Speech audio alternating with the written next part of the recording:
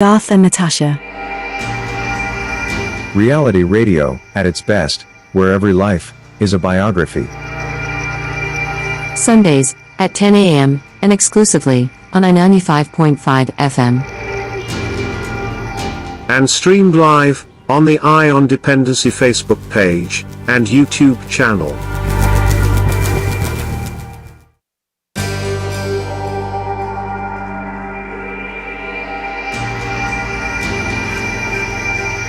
Good morning, happy Easter Sunday to you, and welcome to Eye on Dependency, right here on I95.5 FM, and broadcasting live as well, live streaming on our Facebook page and YouTube channel. Good morning, Mr. Garth. Good morning, Natasha. Good morning, Trinidad and Tobago. Thank you, Storm and Tom, and welcome, Gary Barrington, sorry. And happy Easter to all of you listening out there, locally and on the World Wide Web. Thank you very much. Happy Easter. Hope you have a safe and enjoyable weekend. And please, we shouldn't have to keep repeating this, but the driving that we're seeing on the roads, I don't know what some people are thinking, but this morning, as usual, we are planning to educate the population, us men especially, and of course for women to have a better understanding of themselves.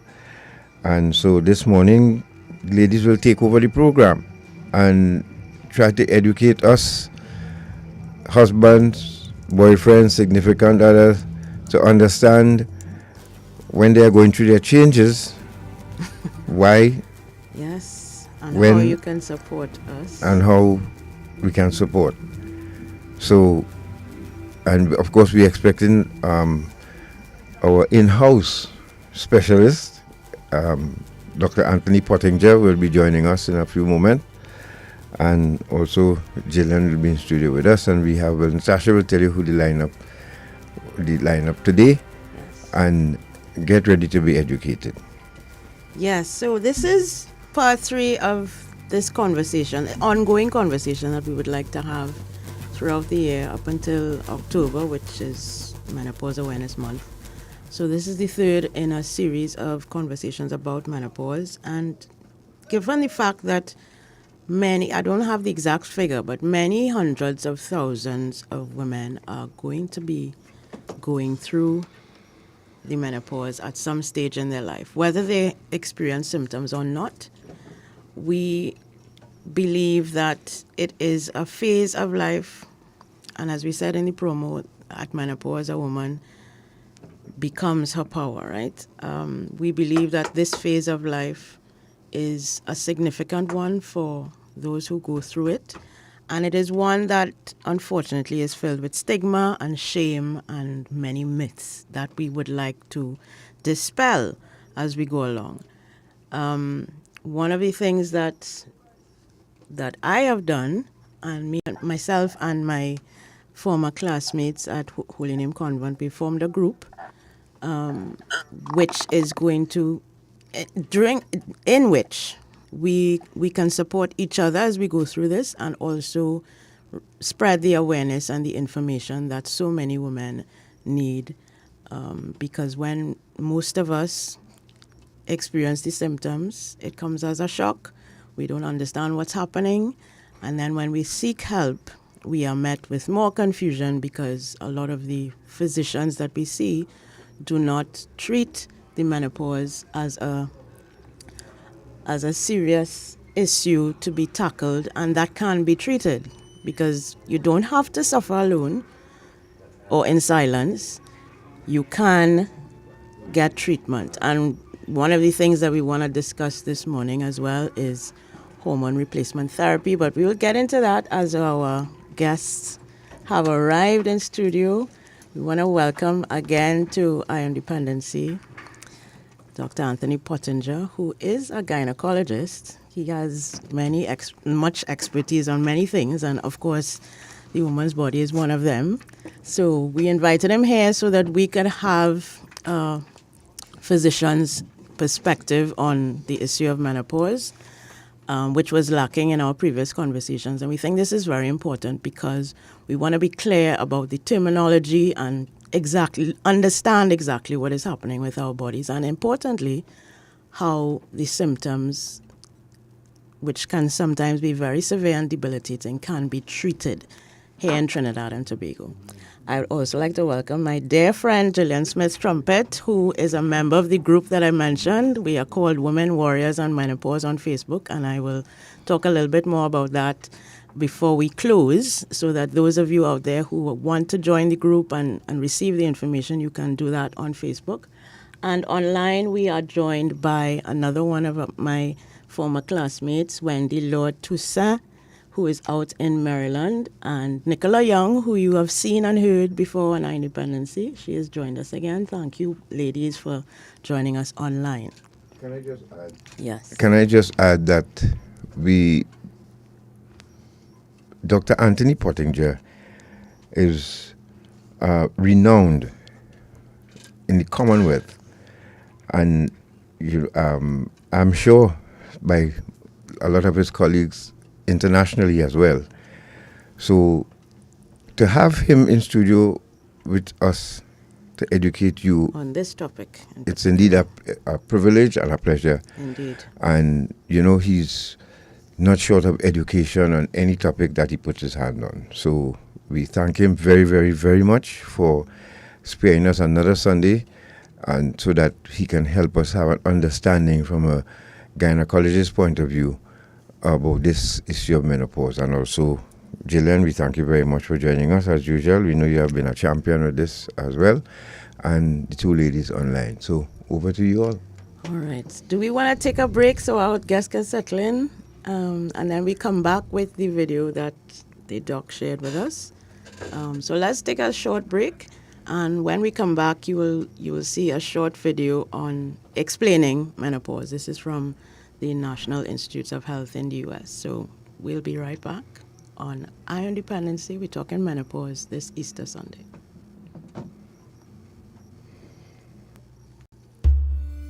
Slavery, a terrible time in our history. The kidnapping, buying and selling of people for profit, the exploitation of another human being. It still exists today. It has a new name: human trafficking. Anyone can be a victim. There is forced labor, sexual exploitation, and domestic servitude. Human trafficking is a worldwide problem and an emerging concern for us here in Trinidad and Tobago. If you know of or suspect human trafficking activity, call the Counter-Trafficking Hotline at 800-4CTU or 800-4288. Human trafficking is a crime. Identify it, report it, stop it. A message from the Counter-Trafficking Unit of the Ministry of National Security.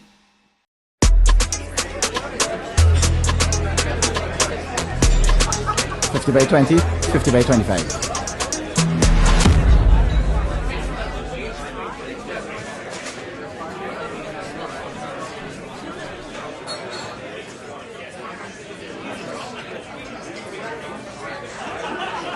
This is Kyron Pollard. When you play, do it the legal way. Don't bet on illegal gaming. Ion Dependency with Garth and Natasha. Reality radio, at its best, where every life is a biography. Sundays at 10 a.m. and exclusively on 95.5 FM. And streamed live on the Ion Dependency Facebook page and YouTube channel. Staying with us, let's go straight to that video. Video A, Shortman. It's a descriptor of what menopause means.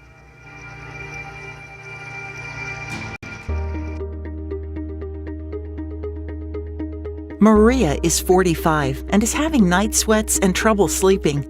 She wonders, are these changes related to menopause? What are the signs and symptoms of menopause? women begin experiencing changes in midlife that could be related to aging, the transition to menopause, or a combination of both. Often, changes happen to the menstrual cycle, the body's internal thermostat, sleep, vaginal health, sex drive, bladder health, and mood. A woman has reached menopause when she hasn't had a period for a full year. Changes in your period might be the first thing you notice. Periods may be inconsistent, shorter, longer, or lighter or heavier than usual. Many women experience hot flashes, a sudden feeling of heat during the transition and for many years after menopause. Women may start having difficulties falling and staying asleep. Hot flashes at night or night sweats can make this worse. The vagina may become drier, which can make sexual intercourse uncomfortable. Your feelings about and interest in sex may also change. Some women start to have bladder control issues. They may have a sudden urge to urinate or be unable to hold their urine. You might feel moodier or more irritable. Many women experience mild menopausal symptoms, but for others, symptoms can be severe. Not everyone's experience is the same, but remember, menopause is a normal part of aging and not a disease that must be treated. If your symptoms are bothering you, talk with a doctor. Yes, thank you very much to Pottinger for sharing that short video. There's just one, the end part puzzles me a little bit. Yes, it's not a disease, but there is treatment, right? Well, it depends on what your definition of disease is. So I don't really fully agree with that last sentence, actually. No, this is such a big topic. Yes. It's foolhardy to believe that I could cover everything about this topic in a little, 2 hours something. Correct. All right. So just like last week when I tried to explain what psychosis was, and that psychosis is not a disease, it's a symptom, right? That can be caused by many things. A lot of people don't understand that because most people looking at psychosis as a disease. All right. Now, it's the same thing. If we go and talk menopause this morning, get up 6 o'clock, I cut my sleep short all the time. And this time, let me jot down some notes because the definition is very important so that everybody understand what we're talking about, right? And some of the things kind of confusing and things and so. So the things I want to go through, so that most people understand what we're talking about and that all of it on the same page, else it will get really ridiculous. Before you do that, Doc, I want the three ladies who are in studio and online to just briefly share their experiences with the menopause so that we can have a sense of what everyone is going through. And we'll start with Gillian. Hi, good morning, Trinidad and Tobago, and happy Easter to everyone out there. I say Wendy and Nicola could hear us too. Guys, morning. If you guys are hearing us, let us know. Morning. You all hearing? Yes, great. Yeah. All right, and I want to say thank you again for having me on the show. So the reason why I'm here this morning is that I need to get some ease, all right, in terms of going through this journey of menopause. It has not been easy in terms of the symptoms that I'm experiencing. And I mean, the reason why we are here today is to also get the listeners out there, especially the females, young females, middle-aged and adults, to let them know what is going through with their bodies at this point in time now. I am not enjoying menopause, this journey right now, based on the sleepless nights, because I didn't fall asleep until about 3 o'clock this morning. And, all the body pains, all the joint pains. So Natasha knows, and also by extension, Wendy knows all the drugs that I've been taking to ease this discomfort. I think that's where we have disease, I guess it means. Ease. I mean, it have ease in there, so I'm assuming that there's some form. You have this ease, that means. Yeah. So, and there are a lot of I'm sorry to say this, but there are a lot of women out there that are in denial in terms of what it is they're going through, because they figure that once you hit menopause, that's it, you're over the hill, you're old and that kind of thing. But no, it really means that, if you look back on your life and you look at all the things that you have accomplished, you're just maturing, right, to that second phase in life. And it's nothing to be ashamed of. But at the end of the day, a lot of people don't understand what it is we are going through, especially in the workplace, and, all the hot flashes and that kind of thing, because I sit with a fan. And I mean, people laugh, people make their sly comments and all that, but I'm not bothered by it, because at the end of the day, this is what my body is going through, and I am going to find a way to ease through this, and also to share. And sharing is very important, because everybody is different. We all go through this differently, and we must find a common ground. And this is why this sisterhood, and we are warriors, because we have been through a lot. Our bodies have been through a lot, and we are strong. So that is my take on it, and I'm hoping to find some kind of resolution that I could get through this in one piece. Thank you. Yes, we all, despite of the varying degrees of the symptoms we experience, it can be a very confusing time, especially if you don't have the kind of support that you need to get through it. And by forming our little group, I think that has eased the burden of knowledge and understanding a little bit, because as you said, sharing is important. We need to know what each other is going through, and that helps to ease the dis-ease, as we say. Nicola, I want to come to you now. Could you share a little bit about what your journey has been? Again, for those who may not have heard the first 2 times. Good morning. Again, thank you, Garth, Natasha, for having me on, and Wendy, nice to see you again, and persons in studio. Thank you so much for being a part of this. For me, my menopause symptoms started, I want to say, about 3 years ago. I think it was 3 years ago. I started one day, I was watching television, taking a nap in between my sessions, and I had the air conditioner on and taking a nap on the sofa. Rain started falling and it started to get a little cold, so I pulled a little throw to cover, so because it was a little chilly. And then all of a sudden, this heat came out of nowhere. This heat that just engulfed my body. And that is the first symptom I can remember. After that, it was like the floodgates opened. I started having, besides the hot flashes, the sweats, I had a terrible vertigo episode one morning. I woke up to use the bathroom. Head spinning, can't figure out what is happening, but because I don't know if I guess most of us have, you lay down in bed and you don't want to get up to go and use the bathroom, so you kind of wait until when it's just about that time you have to get up and go and use the bathroom. Yes, because if you wait any longer, got to the bathroom, felt my way around, got to the bathroom, used the bathroom. As I got up to wash my hands, and my head is still spinning uncontrollably. Realized that I want to vomit. I'm throwing up. I need to use the bathroom again. I sit back down, and in between the get up and sit down and get up and sit down, I fall down on the ground. And I'm laying there on the ground now, and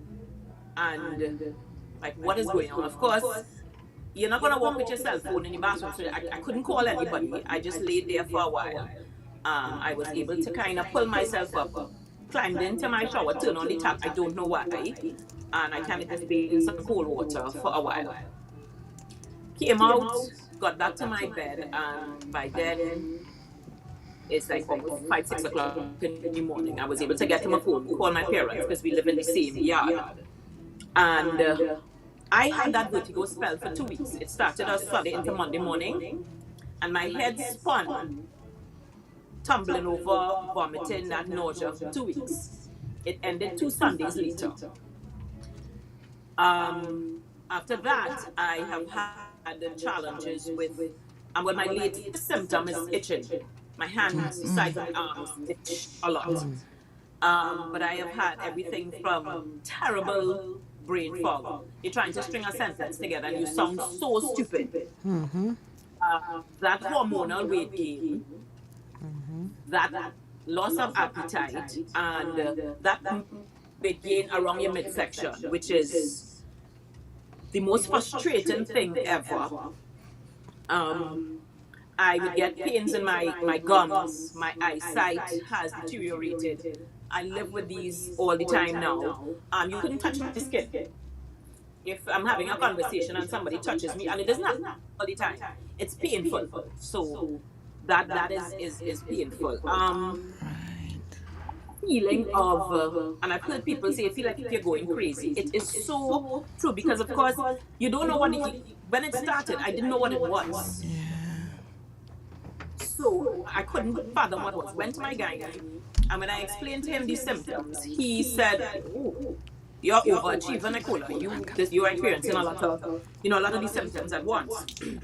Came home and thought I'd talk to my mom about it, who had not one symptom. So that was the most frustrating thing because I am talking to her. She has a boutique, so I went into the boutique and I'm telling her, mommy, so, and she started to talk to me about clothes.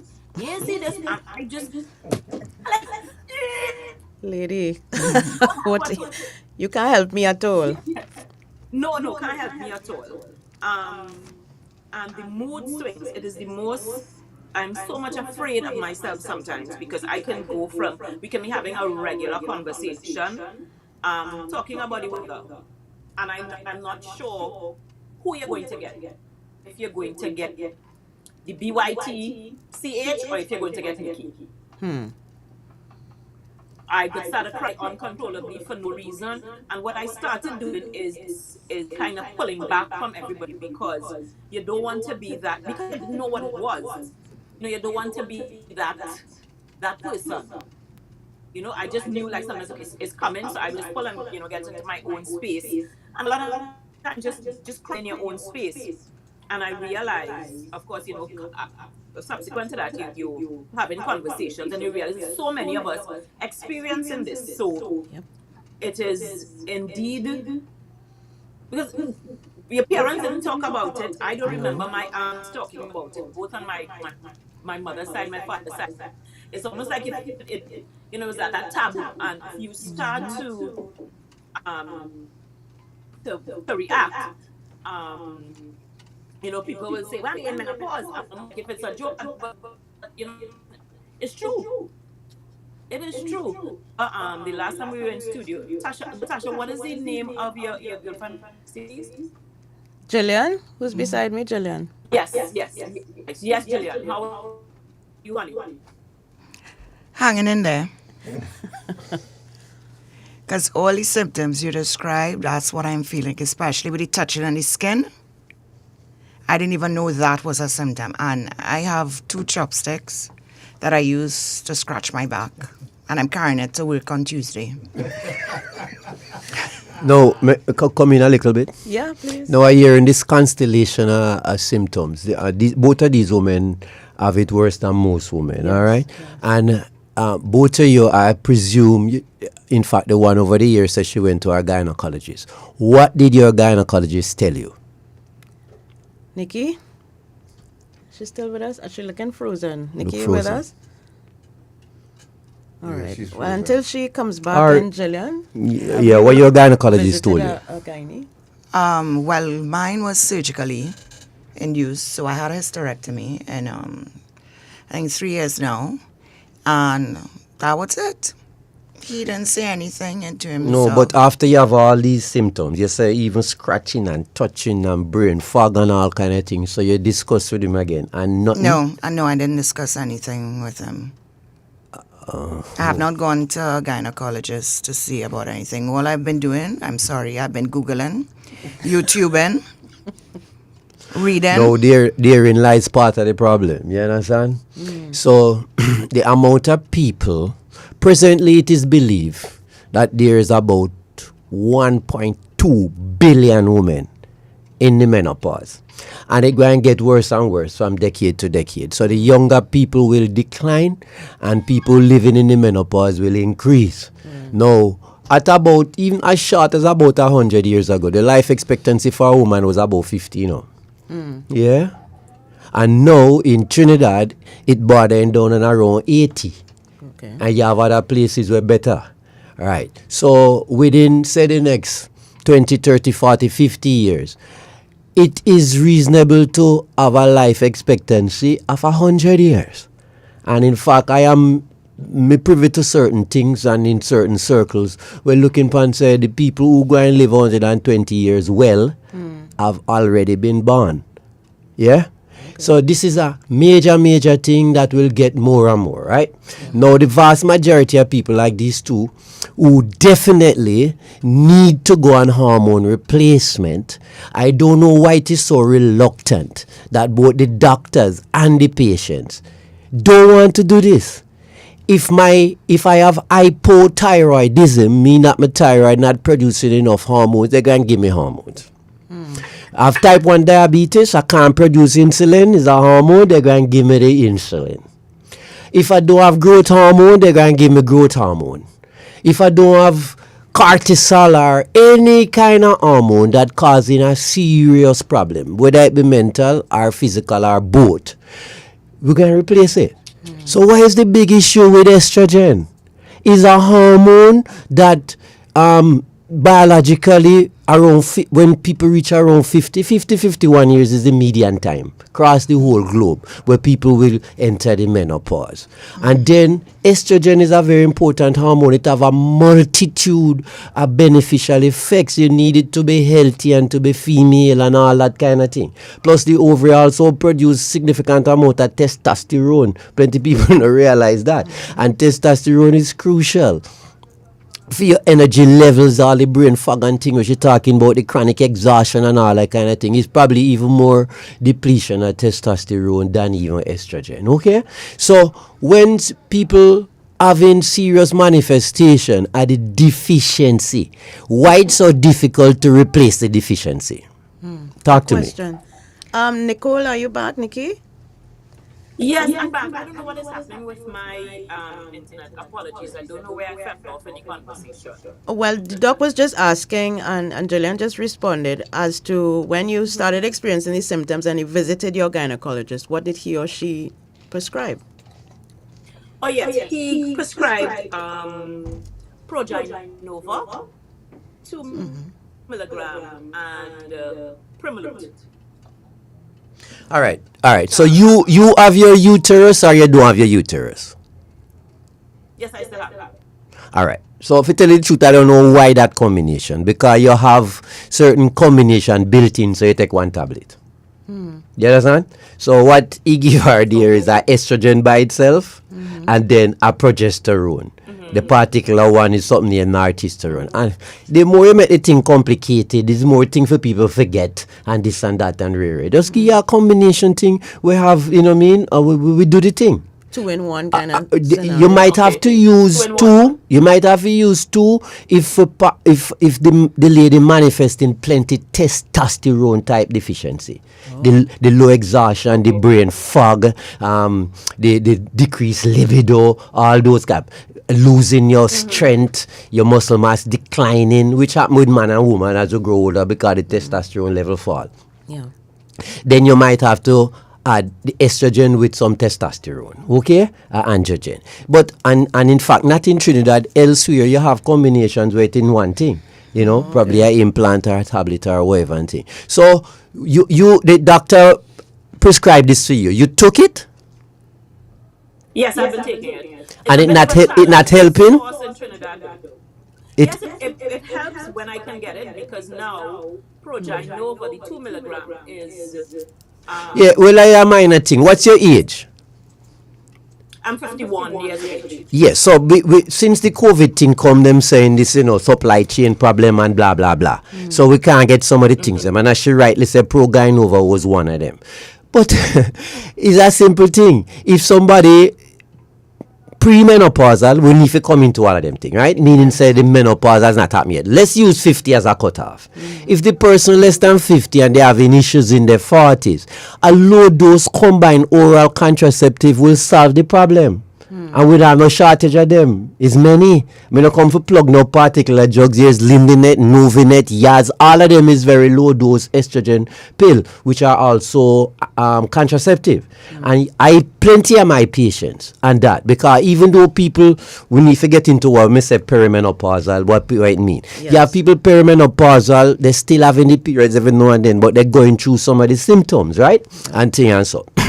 And some of them, once you're still having the period every now and then, you're still probably ovulating. There is evidence that people can ovulate 3 months before the period fully stops.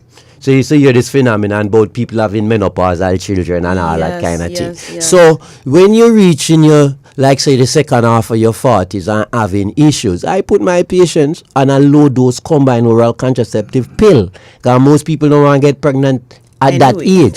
So it will cause contraception and it will solve all of this hot flush and blah blah blah problem. You understand? Once you reach 50, normally I would transition them over into hormone replacement. Hormone replacement therapy, that means estrogen and progesterone. You give that to somebody who have their uterus intact, because if you have the uterus intact and you give like Proguanova, like what the doctor gave she alone, that is called monotherapy. And if you use it long enough, we know from what used to happen back in the 50s and 60s that if you give pure estrogen alone to somebody who have the uterus, you increase the risk of stimulating the lining of the womb and can cause what is called endometrial hyperplasia or even go on to cancer. So when somebody have the uterus, you shouldn't give them estrogen alone, yeah? Right. If you're just joining us, you're listening to Dependency, and we are having a very important discussion here this morning with gynecologist Dr. Anthony Pottinger, Gillian, Nicola, and Wendy via Zoom. And I'm hoping at the end of this, before the end of this discussion, we as husbands and boyfriends out there who listening and care about what's going on in their home or what will happen in their home, because I remember Darian Marcel explaining this to me, and the way Darian sounded like I had to prepare for World War III. And the way he warned me, Doc, I need you to help explain this to our men, how we can support this, right, with our women. What Darren tell you? No, well, he's talking about the changes that he experienced with his wife. So as you say, scared him into submission. Yeah, and as you say, every woman do go through the same experience, the same thing, right? No, these two are particularly bad. But roughly about 80% of women will have the hot flush and the night sweats, right? Not everybody have it. So about 20% won't have it. And that is probably the most common and probably the most distressing thing. But you see, like, people afraid to come out of the house. They're afraid to go into crowd. So it totally dysfunctional. You can't function, go to work and all this kind of thing. So when you're having especially them serious psychological problem and you have aging in your brain, so dementias and all them kind of things higher, the immune system decline, so more all kind of little infection. Estrogen is a very important hormone that have positive effect on every cell of your body. Well, right, so the point is where some people just have focused on the symptoms and we want to do certain things to relieve the symptoms, like they want to use all kind of alternative thing. So it's black cohosh and soy and a whole pile of other things, which by and large, you see me throw them in a dustbin, because the majority of them not very effective, and the kind of dosage where you need to get to in order to make a differentiation in the receptors, you can't reach it. How much soy you're going to eat? You understand? And so the thing is, when you come like something like evening primrose, so popular, even doctors prescribing the thing, and the thing now have no beneficial effect. It's not a substitute for estrogen, and it don't alleviate most of the thing. If anybody use that, and get any beneficial effect, is a placebo effect, because they believe they're taking something that going to help.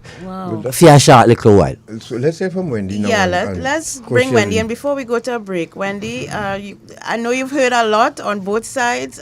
What would you like to share at this point about your menopause journey? Good morning, everyone, and happy Easter. And thanks, Garth and Natasha, for allowing me to join in on discussion. So far, I guess I've heard that I had a placebo effect from evening primrose because that is something that I've used. And for a moment, I felt that it helped. I have brain fog, my hot flashes. I would consider describing them as extremely major. I just for an example, and I mentioned this to Natasha and Gillian last week. I was sitting on the couch watching TV, and my husband came to sit next to me, and I kind of put my legs up on him to just relax and stuff. And he said, "Babe, you're having a hot flash." And I looked at him, sort of, and tilted my head. And he said, "Yes, I can feel it through your clothes." So that's just an example of how bad minds are. I'm actually literally having one right now. In the past week or so, they've just intensified. But it's a shock to me, even while I'm going through them, that somebody standing next to me, or my husband, when he's in close proximity or hugging me, he can literally feel it. So Nicola could probably identify with that. He calls it, and we jokingly call it going nuclear. But I walk with, a bottle of ice because that kind of immediately helps to calm me down. My experience has been when I started to go through all of these symptoms, I talked to my primary care who was monitoring my blood work, every year with a monthly, yearly checkup. She told me when I was in perimenopause. She told me when I was in menopause. I have a lot of trouble sleeping. I myself, I was out a little bit late last night, got home around midnight, but I didn't fall asleep until about 5 a.m. or so. I didn't take any of my sleep aids that my doctor had to put me on because it was so bad. It was affecting, my moods, which already was a challenge, working. So I'm on something that's supposed to help me not be as groggy when I wake up, but I was kind of nervous to take it last night because I didn't want to not wake up for this morning. But the sleep challenges, the brain fog, going into another room, standing in front of the fridge, you can't remember what you was trying to get, things like that has been my experience. Are you on hormone replacement? I am not. But that is something that I feel based on, I think Nicola, Gillian, Natasha, and I, we've sort of been doing our own research because even as we have spoken to gynecologists or a medical professional, in my case, there's different responses and they're treating different symptoms, not necessarily, menopause as a whole, I guess. So I definitely would like to look into that. Well, I hope you understand what I said earlier. If I have any hormone deficiency and it causing symptoms affecting my life, I will be put on the hormone. So I don't know, it's so confusing. It's simplistic in my head.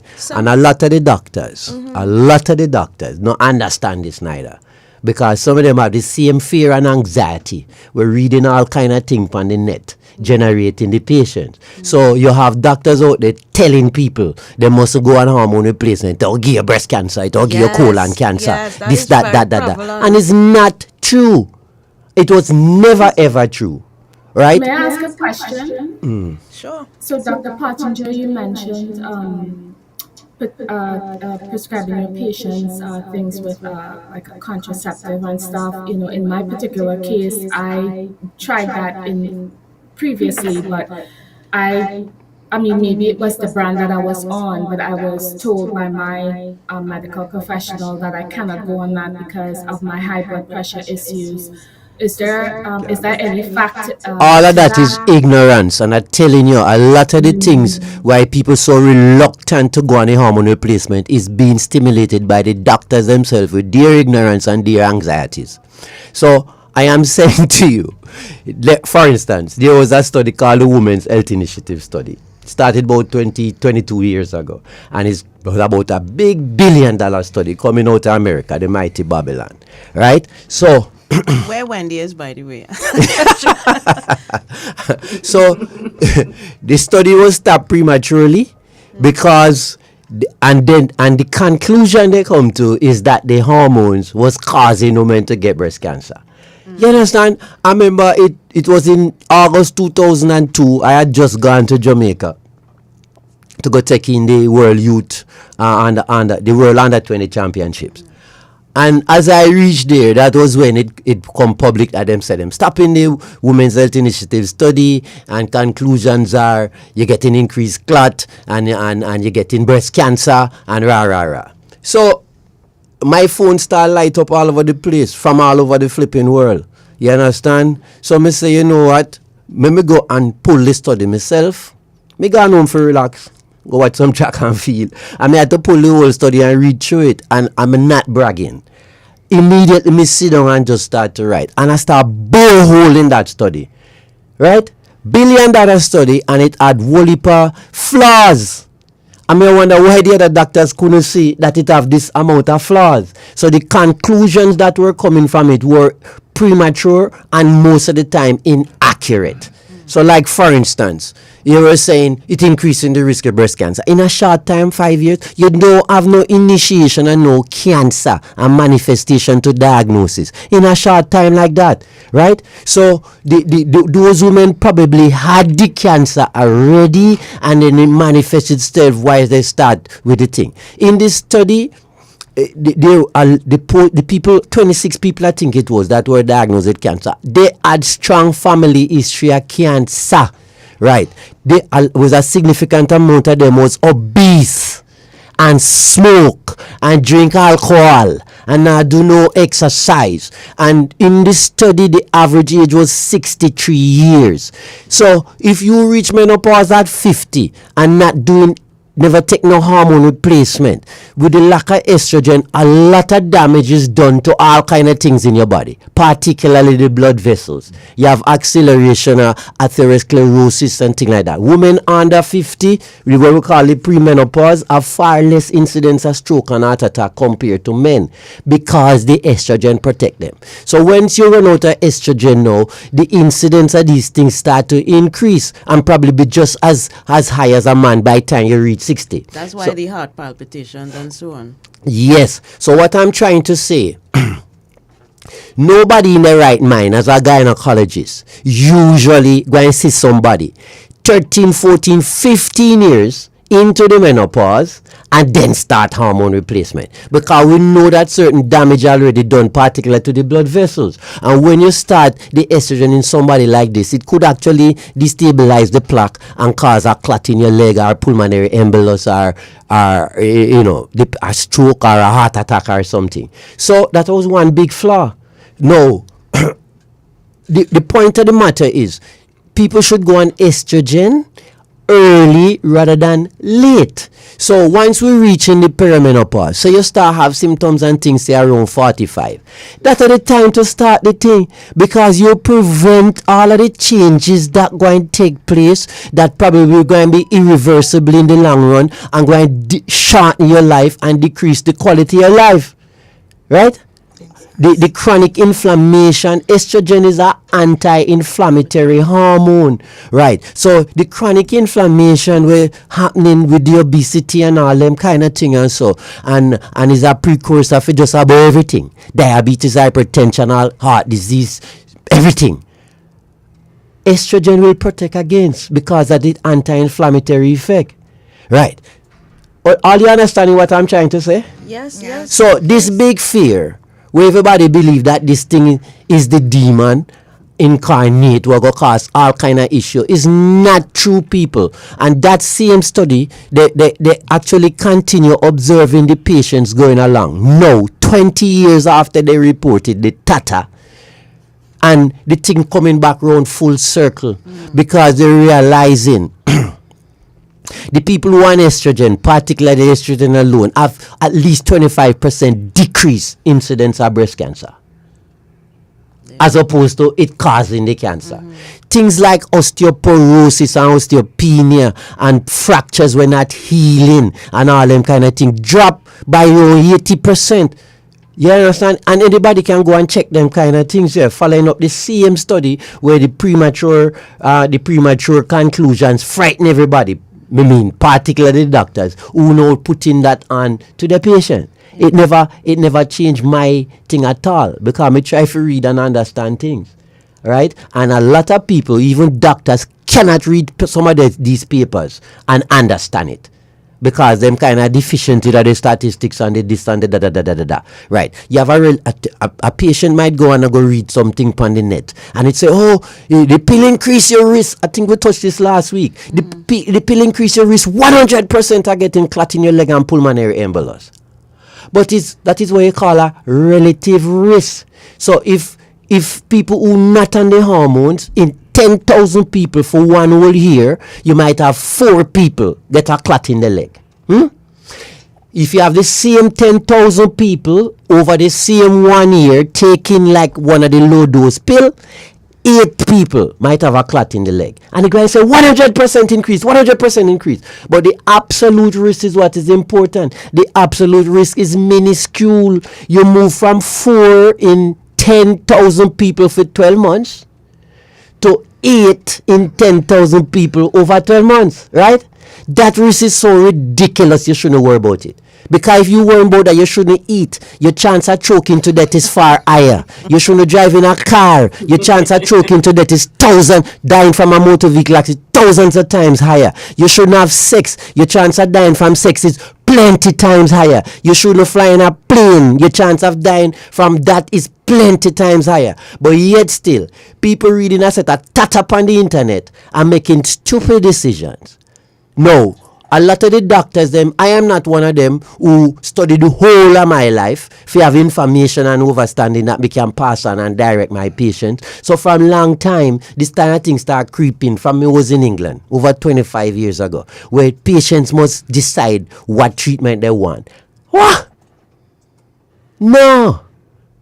Because me reading the same paper and you reading the same paper, we're going to come to different conclusions. Correct. The amount of cross-referencing where my brain can make because I have so much knowledge to connect it with other things, you don't have it. Right? So why should I be putting out A, B, C, and D to the patient and tell them to decide which one they want? That is stupidness as far as me concerned. Gotcha. All right, we're going to go to a break now. And when we come back, the doctor will go through the definitions that we want to get clear and concise. We are going to take a very short break. And before we go, as well too, between Wendy, Gillian, and of course Nicola, and for those who just joining us, yes. I think Wendy could go through a little bit of her experience, now, what she's experiencing now. Mm-hmm. Gillian too as well. Nicola could conclude, and then Doc has some notes there. We could let Doc, share the notes that he brought get to up share. Early and made. Get up early and made for us. Yes. So you're listening to Dependency, folks, right here on I-95.5, or you can join us live on the Dependency Facebook page and YouTube channel. For Thank those you of to you, those folks joining us on YouTube, we see you and hear you. And you have some questions. Yep. Some of them may have been answered as we went along, but we see you and hear you. And remember, those of you on YouTube, remember to like and subscribe to the channel, please. Yes. And so that we could continue to reach you when we go live. Okay? Take a break. We'll be back. Stay right there. We're off.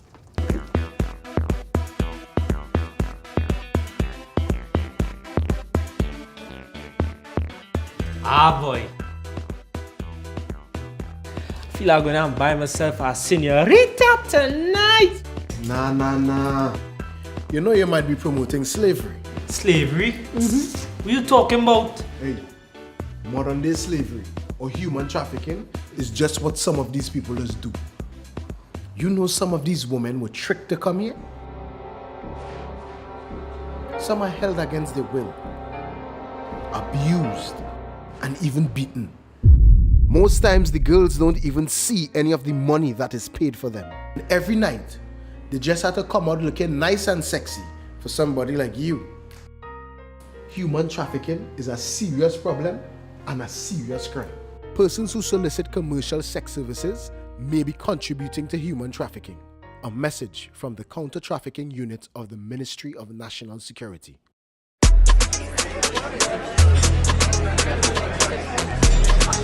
50/20, 50/25.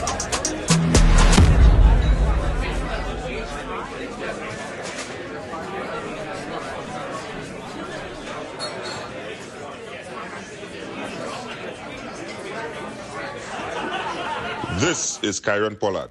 When you play, do it the legal way. Don't bet on illegal gaming. Ion Dependency with Garth and Natasha. Reality radio, at its best, where every life is a biography. Sundays at 10 a.m. and exclusively on 95.5 FM. And streamed live on the Ion Dependency Facebook page and YouTube channel.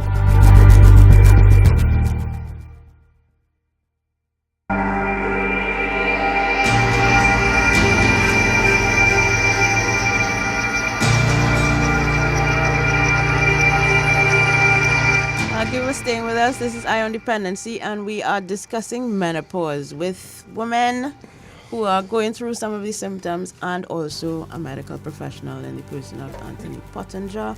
And thank you so much for joining us and for asking your questions. We will try to get to all of them in the course of the conversation, and if not, we will ask Dr. Pottinger directly. But yes. one of the things that, before you go with the definitions, this issue of hormone replacement therapy causing cancer, I think it's a major myth that is being shipped around, and you explain the reasons why doctors have this perception. But for those who are considering it and have a family history, yeah, no, and I wanted also, Wendy, as a married person as well, to I would like to I'm sorry you couldn't hear from her husband, but I want to know too as well, Wendy, what kind of husband expect, or significant other, somebody, in a serious relationship, you live in the same home with them, and you're going to expect mood swings, and,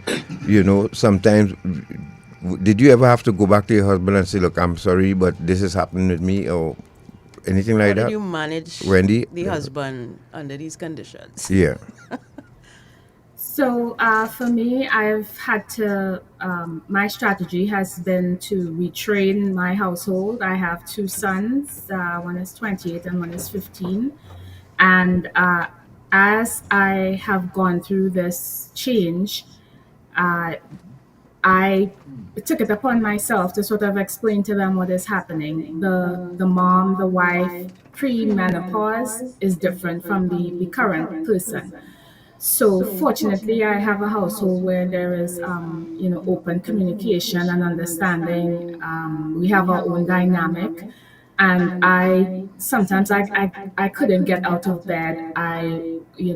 Exhaustion. You sleep. You still can't get out of the bed. There's traditional roles. Mom is a mom. Dad is a dad. We share equal things at certain points in time, but at different phases in their life, a 2 and a 3-year-old don't care that, you're going through premenopause, or, even my 15-year-old, but having a voice or feeling comfortable to say, I'm not feeling well today, or just, going through knowing that my partner is open and understanding, because even if he just pats me on the back and says, sorry, we're going through this, babe, what can I do? But I think opening the conversation, being frank and direct, especially to my sons, because, when they get married, they might have daughters, they will have female friends, girlfriends, let's say they're not married at that age when they find a partner, I'm not sure, but or their aunts and their older members in their families, talking to them about certain things so that they could recognize. So I think communication definitely is a key, and praying that you have people who are listening to you. But okay, but for the male population, should women start wearing T-shirts then saying I'm going through menopause? Because we don't know. We if I walk up to a counter to buy something, sometimes the response I would get from some women like, let me know if you're going through menopause first before I walk in there, because it's should we? How do we know? How as a husband, how do I know? If you just handle people with care generally and be kind and patient with people generally, you should be fine, right? Okay. I mean, I don't think we need a tattoo on our forehead saying I'm menopausal. Dr. What your wife went through that? My wife not have no issue really. Me think she want me to talk her business on the ear, but she not have no issue. My wife is an intelligent, bright woman, right? She have 4 degrees, one of which is pharmacy. Right. Yeah. So, and she know me not go advise her and tell her if I do nothing stupid.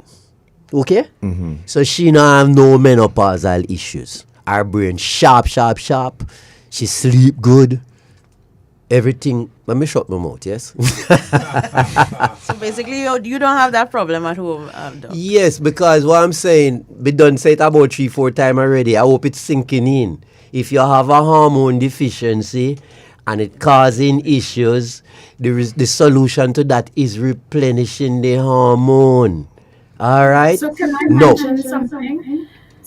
So I am soaking in everything Dr. Pottinger is saying, but in the absence of having Dr. Pottinger in every single medical office in the world, we go to our medical professionals and we listen to them, because aside from that, just like Gillian, Natasha, Nicola, and I, we have Dr. Google, because sometimes we go to the medical professionals and the stuff they suggest isn't necessarily working. So what do you suggest we do if we're in such a predicament? If we're not happy. But to a different doctor, you have never find a different doctor. So if you have a doctor who have insecurities, I don't know why, because of this thing, and transferring it to you. Let me show you something.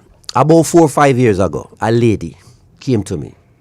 A 1%, want to call 1% in Trinidad. The woman was 68 years old. If she hear me, she might realize it's she me talking about. She was diagnosed with breast cancer when she was like about 38. So 30 years before.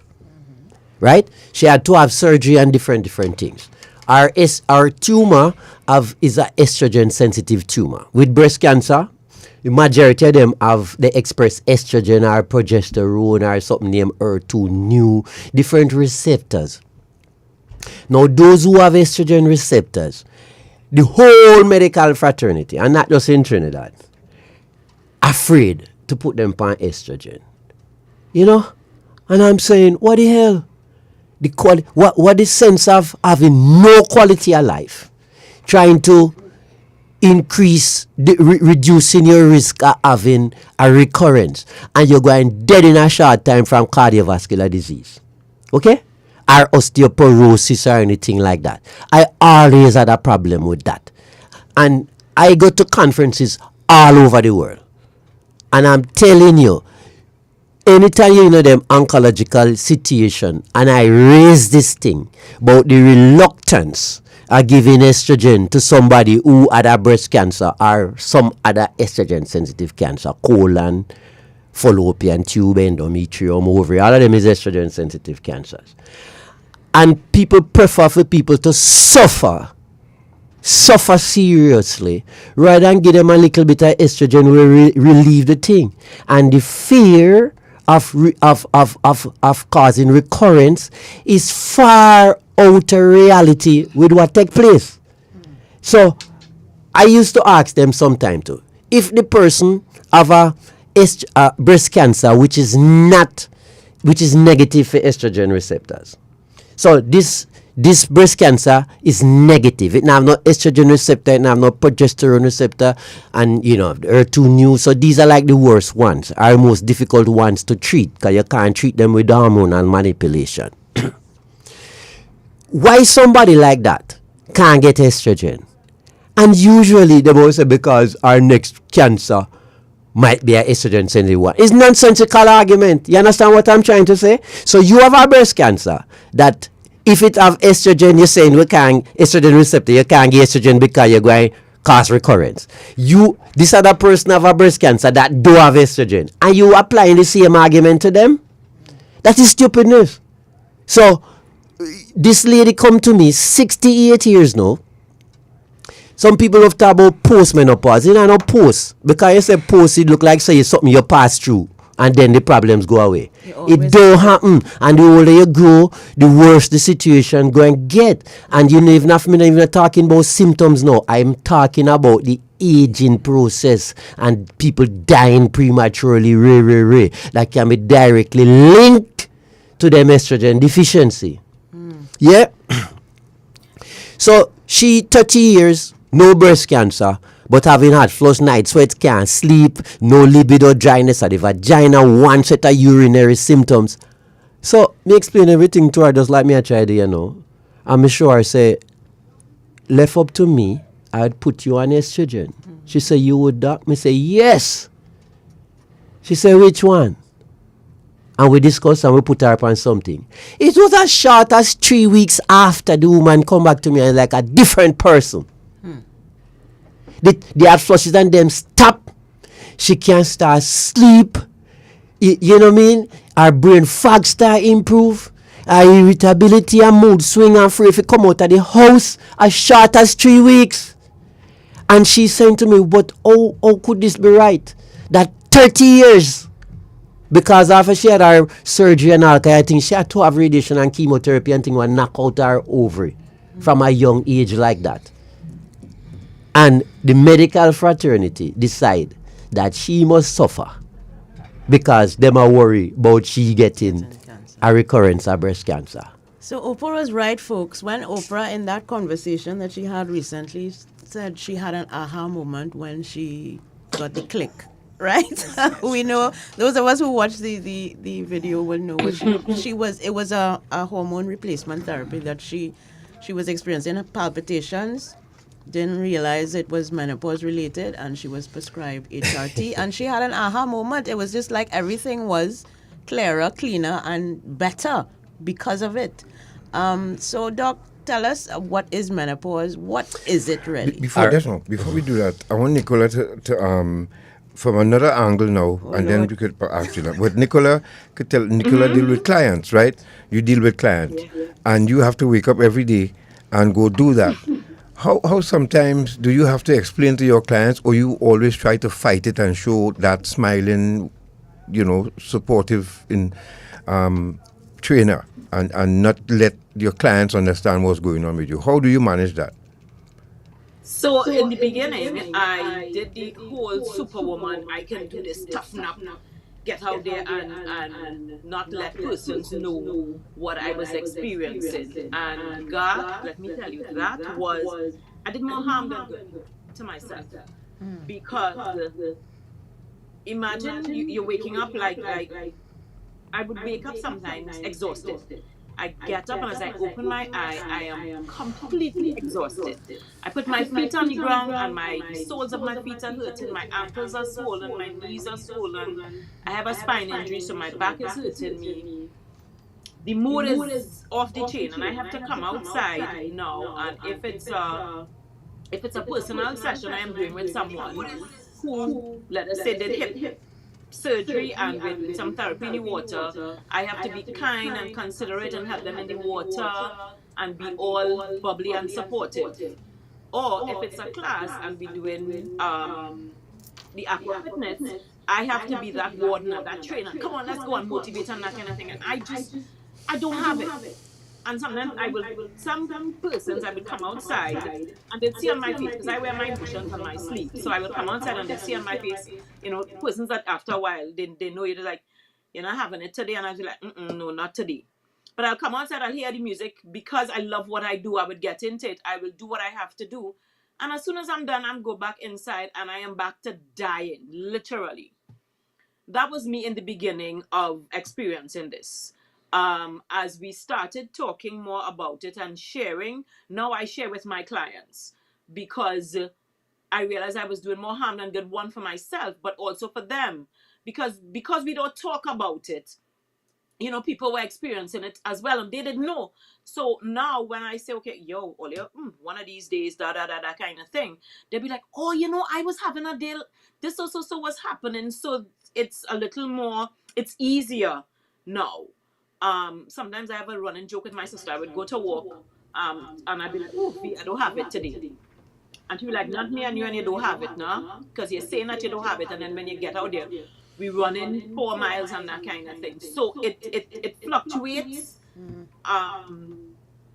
the symptoms and the way I feel. But what I do now is I'm very open with my clients, and I tell them if I'm not having a good day.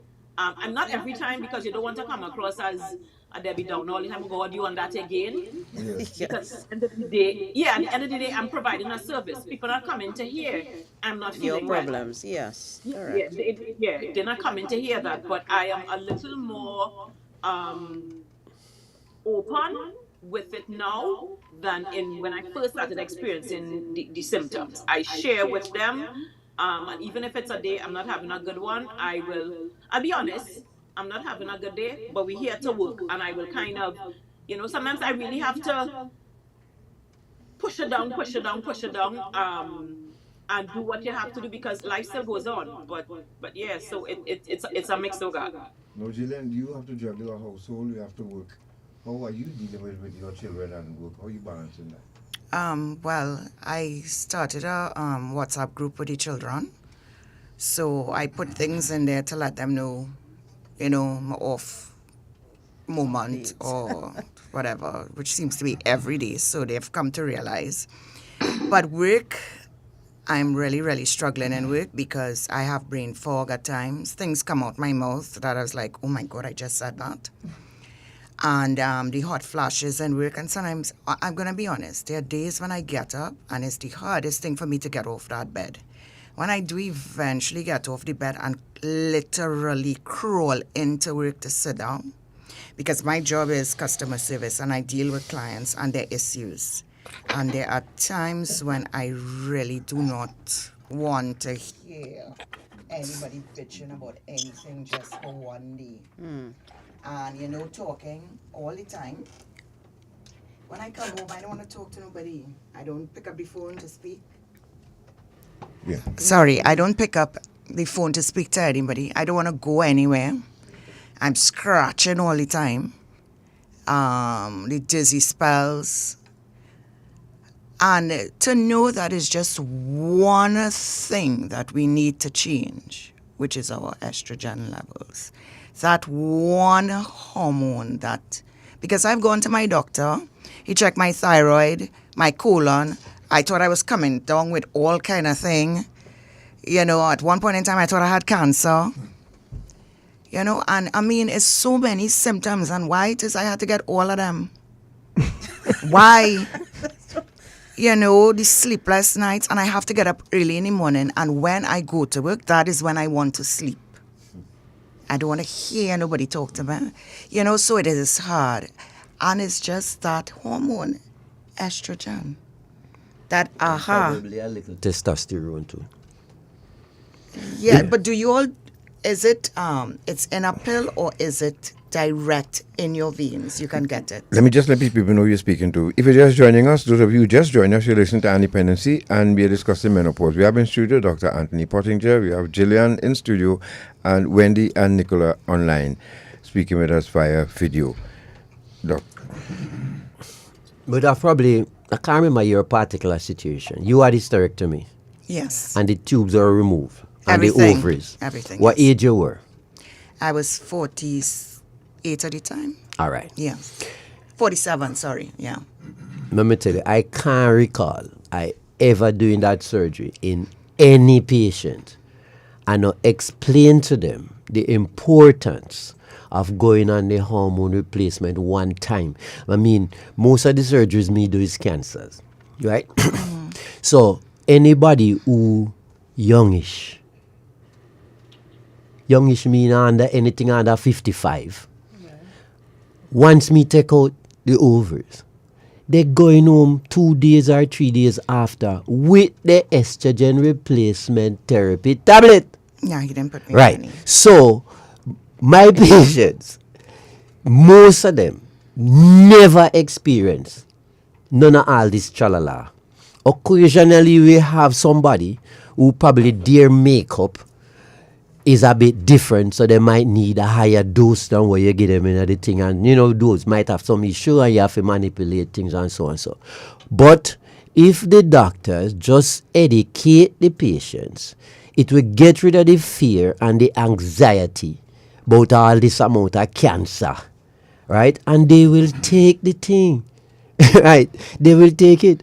So what I'm saying, the amount of suffering where I'm hearing coming through here, and this not unusual, this are almost all over the world, When you go to the mighty Babylon, it's about 4 or 5% of the menopausal women on hormone replacement, It's a little bit better like in England. Them probably roll 15-20%. And Europe, they're a little bit more rational with them things here. When you go to places like most third world countries, sub-Saharan Africa and thing, everybody else have to suck it up and deal with it. You understand? And that's the case here, Doc. What does it look like in Trinidad and Tobago in terms of menopausal women? I feel we're very poor. Yeah, we're very poor because what I'm saying, look at me no know. Me not do, this morning I'm not here trying to drum up no business because that's one of the things people like to accuse me of. Me I advertise every time I on the radio, and when the patients come to me teeth in people patient, I never yet tell anybody don't go back to your doctor.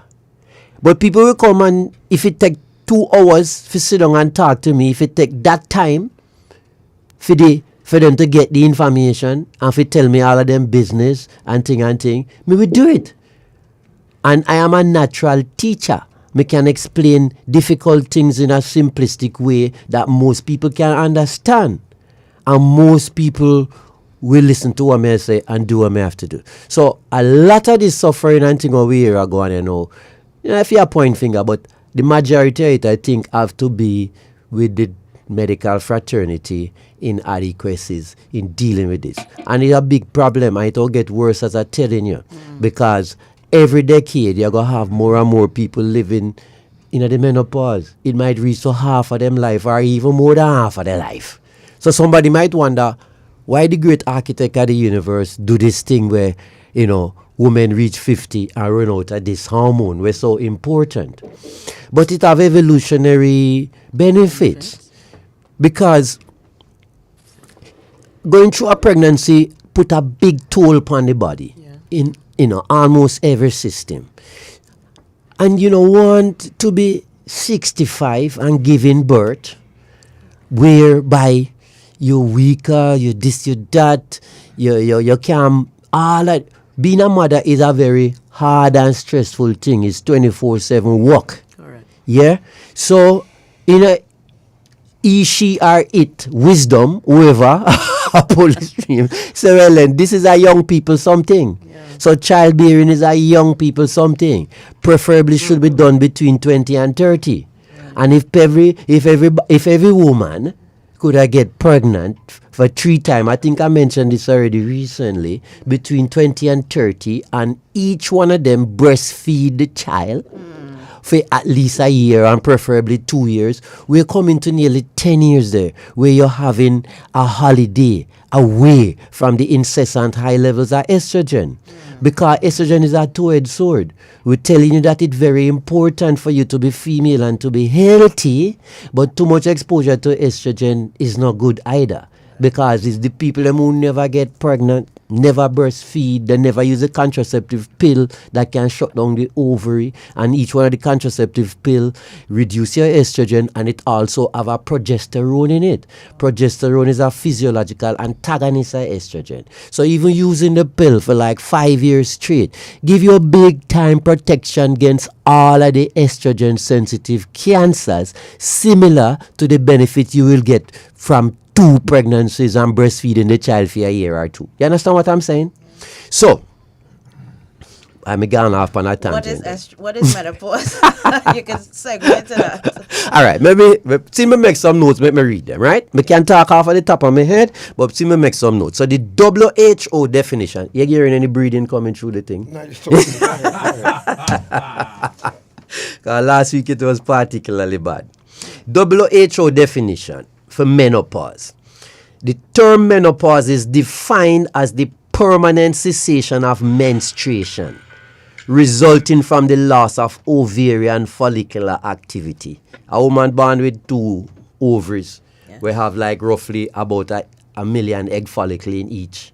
From she born, she losing them, right? By the time you reach say 10, 12 so and reach puberty where the pituitary gland switch on and start to secrete a hormone named follicle stimulating hormone that every month stimulate a certain cohort of follicles for development. One usually become dominant and suppress the others. So by and large, one follicle will ovulate. After it ovulate, the Graafian follicle, under the influence of a hormone named luteinizing hormone, become a gland called the corpus luteum. And the function of the corpus luteum is to produce the next main female hormone, which is called progesterone, which by and large, I'm telling you, antagonize some of the deleterious effect of estrogen. The progesterone is to finish off the preparation of the lining of the womb in anticipation of pregnancy. Okay? Now, how me reach there? I wanted to make a point.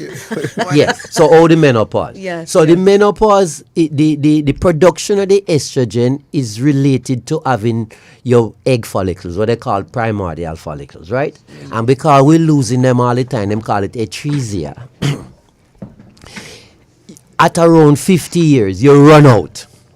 Even though you're born with roughly, say about 2 million, you run out because you're losing them all the time from the time you're born, right?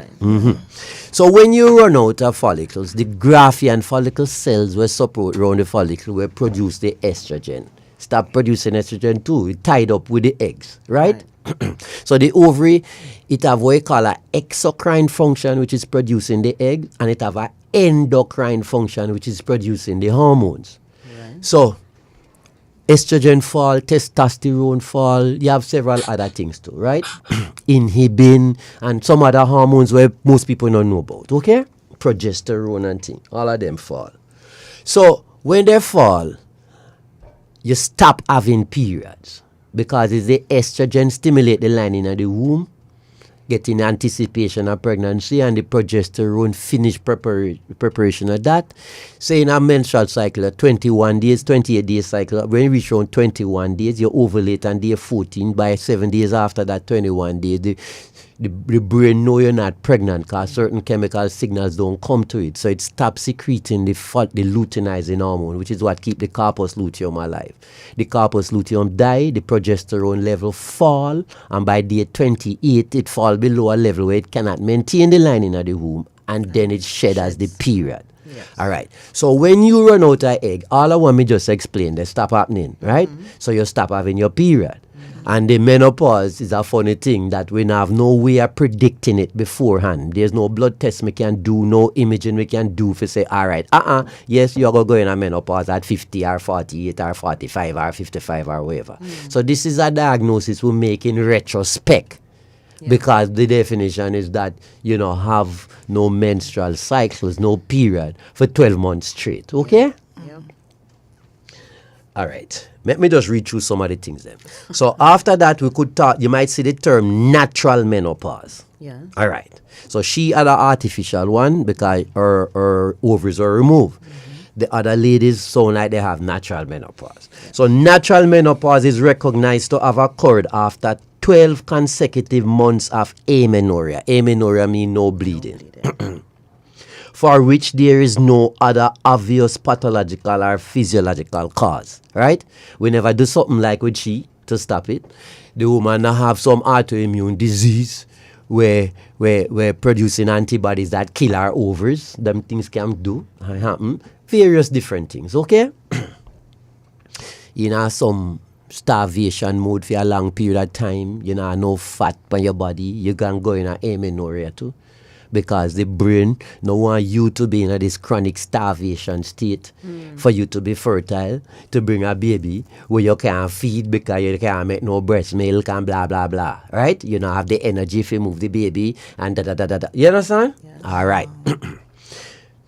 Menopause occurs with the final normal period, which is known with certainty only in retrospect. I hear or more after the event, right? So it's a funny thing.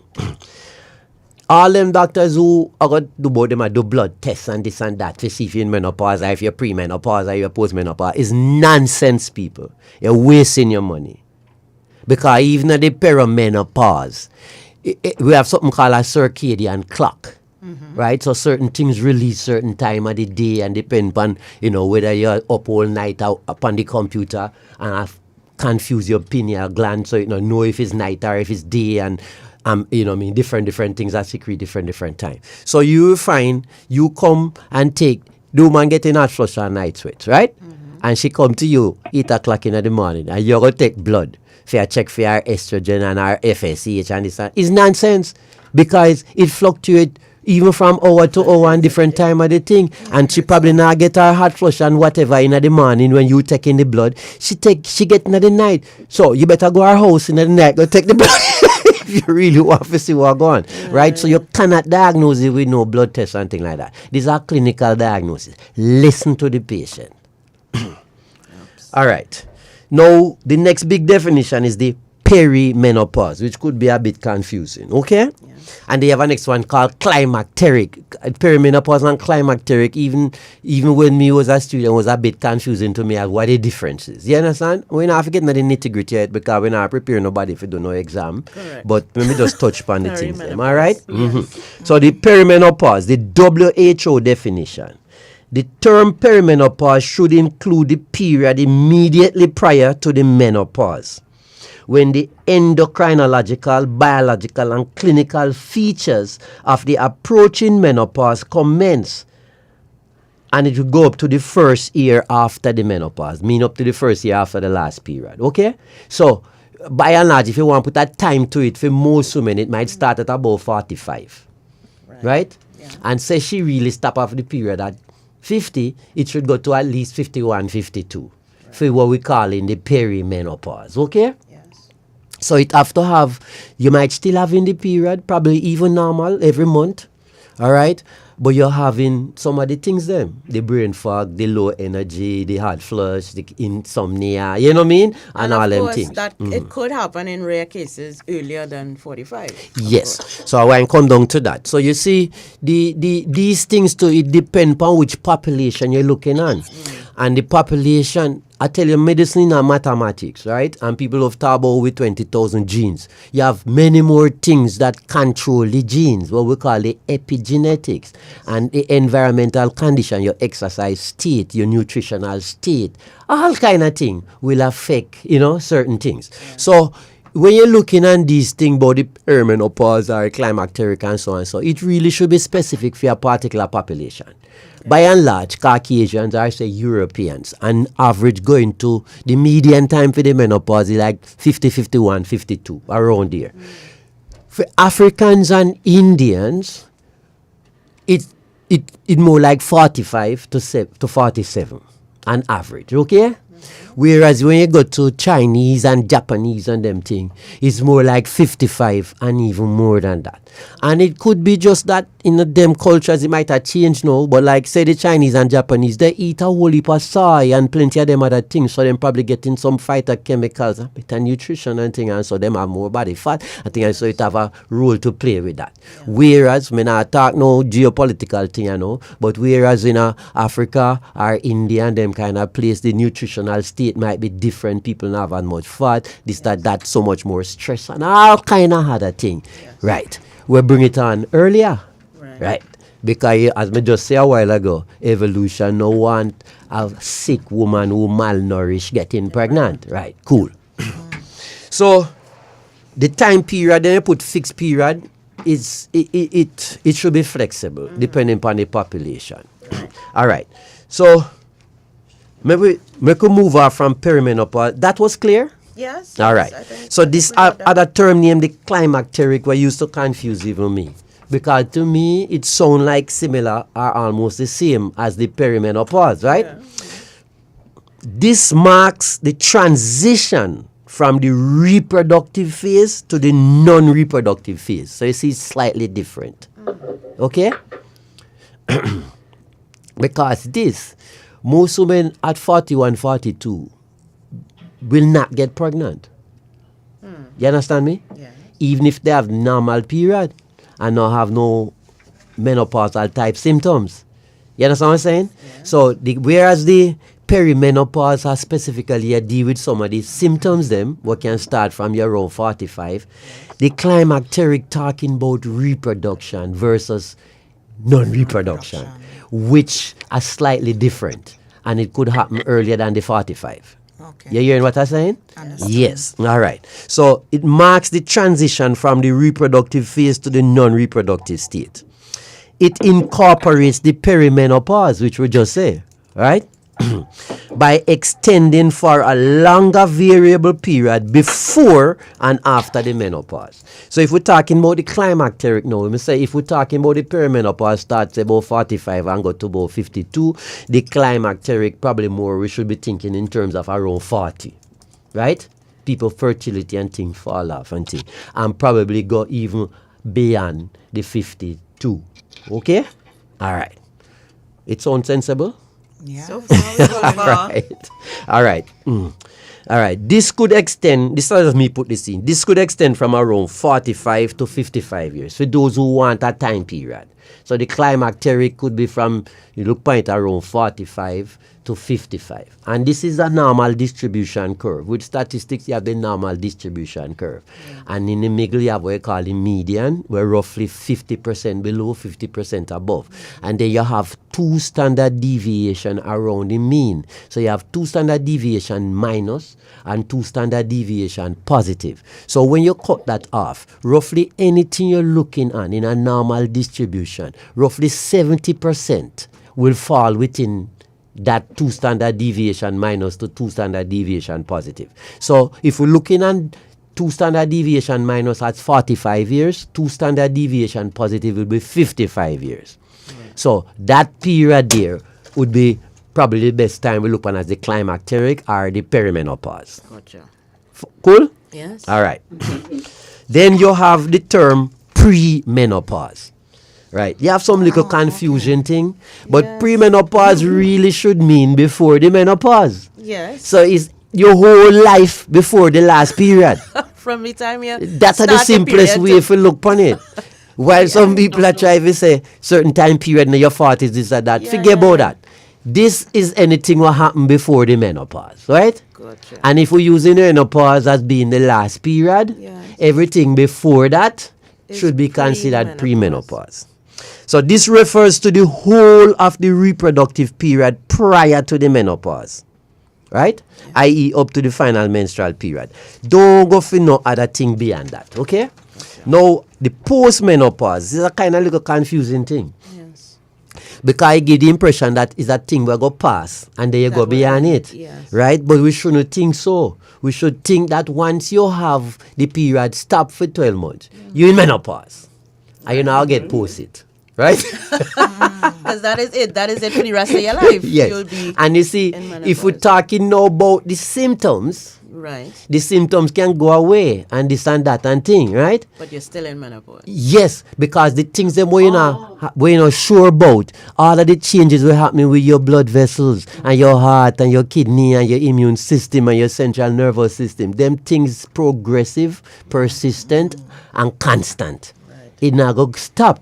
Right. And we should probably move away from talking about HRT in terms of symptomatology and symptom control and start use it for slow down and prevent, you can't prevent, but slow down aging. And all of the other problems that come with the deficiency of estrogen. You understand what I say? Yeah. Just since COVID come, they realize in UK that the women who want hormone replacement therapy or estrogen replacement therapy, hardly any of them die from COVID. Whereas almost all of the ones them who are dead from COVID with the first Delta wave and had drowning at their own inflammatory condition and thing were most the majority were menopausal women who not on any estrogen. Estrogen modulate your immune system. Right? You now get no big cytokine storm if you're on estrogen. The chronic inflammation. Cytokine storm is like all them fat we call your visceral fat around your bowel and your omentum and appendices, epiploidy and blah blah blah. Is an endocrine organ. We can put out certain things called cytokines, where basically, let's just say it stimulates or bump up the immune system. Right. So you get COVID come, and the cells them were infected with the COVID, your immune system trying to kill the COVID and trying to kill the cells them. But with the big cytokine storm, it's an over response. And this over response is what mash up your lungs and you're drowning in your own inflammatory exudate. The women who want the estrogen, that not happening. Yeah? Gotcha. All right. So for what it worth, me make some notes when me read it. Right. Postmenopause. This is defined as dating from the final menstrual period, regardless of whether the menopause was induced, spontaneous, or natural. Okay? All right. So we don't talk about natural. It's like the young lady I talked there. All right. It would be induced, like if you take out the surgery, or we just say you could also have chemotherapy, radiotherapy, all them kind of things could knock out the ovarian function. Okay. So even though it wasn't removed, it knock out. Okay? All right. The natural menopause as a median time, we just say it, we put 50 to 51 years there, but you probably could say 50 to 52 for Caucasians. Yes. I don't tell you say it a little bit lower for African and Indians and a little bit later for Orientals. Asian. All right. Some define the post-menopause as lasting for approximately 10 to 15 years. So if we say it start at 50, we'll say, well, then it would end then at around 65. Yeah. All right. So there's another term now coming for the people who after 65. And it's just getting more confusing. So after 65, you have a term named the senium. You ever hear about it? No. SENIUM. All right. So let me just finish read this. Nota bene, I don't use this. This is what we're talking about, this 65, 10-year and 15-year cutoff and thing. Is the rest of your life. Yes. So I don't use this. I use it meaning from the last period to death. Right? Yes. This senium now. Some use this term to mean from age 65 to the end of life. It is marked by the cessation of employment. People are go, retire. Yeah, employment and the successive occurrence. Not the successive, the excessive occurrence of all kind of cardiovascular problem, orthopedic problem, cancer causing thing and so on. So all of those are features of the senium. Yeah. Okay, gotcha. All right. All of them things there. If we manage the people from the perimenopause, a lot of these things what them are saying at the senium, right, could be avoided. Okay. It could be avoided. You know if you get no fracture, you know if you get no set of stroke and heart attack, because we know the estrogen protective of the cardiovascular system. It protective, it keep your blood vessels and them younger and vibrant, and it keep the vagina inelastic. Not inelastic, elastic, so it can stretch and you get transudation and all them kind of things. And so it not have to happen, even though you run out of eggs and then you become like the climacteric, you become an infertile human being, right? Cool? Yeah. And for good reason, we just explain it. You don't want to be 70 and I give birth. Correct. Yeah? And can't look after the baby. Correct. All right. Got you with me? All right. All right. Can I suggest that we take a break at this point? Okay. And because this is a lot of information, I'm sure. I don't know if the ladies online have any questions at this point. Yes, I do. We go to a break. Please go ahead. Ask them before time or no. Yes. Yeah. Doctor, well, I have a couple of friends that have, sent me messages. One in particular, a person asked when a person comes off HRT at age 55, will they get menopause symptoms? Well, I tell everybody different. So if somebody, you see all this cut off about 55 is the Women's Health Initiative study from, me tell you, 22 years ago. I bring all this kind of almost like a psychosis with respect to HRT. You understand? Yeah. Yes, because they might say you must minimize the length of time you give the people the estrogen. Because if you go beyond that. So with me, my practice, it depends on people's symptomatology. Right. So most of my patients, me try to start from the perimenopause and tell them say at least up to 55, right? Gotcha. If at 55 we try to wean off and the people them start get all kind of problems, okay, I put it back on because my patients and me now worry about this incessant cancer risk. Yeah, you understand what I'm saying? So if you try to take the person off at 55 and they can't sleep and they're burning up with hot flush and night sweat, them have brain fog, they're totally exhausted all the time, they have no libido, they can't have intercourse because of the pain, this, that. What quality of life is that? Might as well just go pack up and go where? Right? So I will restart the estrogen indefinitely, really. I have patients, gynecologists, who are my patient. I mean, I think of one year right now where we stopped when she was 75, and if you see how good the woman was. And me kind of regret that we stopped. Because she herself is, after we stopped, she tell me, say she regret it because she could have seen the deterioration or the acceleration in the deterioration of our mental state and our physical state. Nicola, you understand? Yep. Nicola? Also, if someone is 62, is it too late to go on hormone replacement? 52? 62. Yeah, it depends on when they had the last thing. So as I said before, say she had her last period at 48. 62 is 14 years after. A whole heap of damage already done.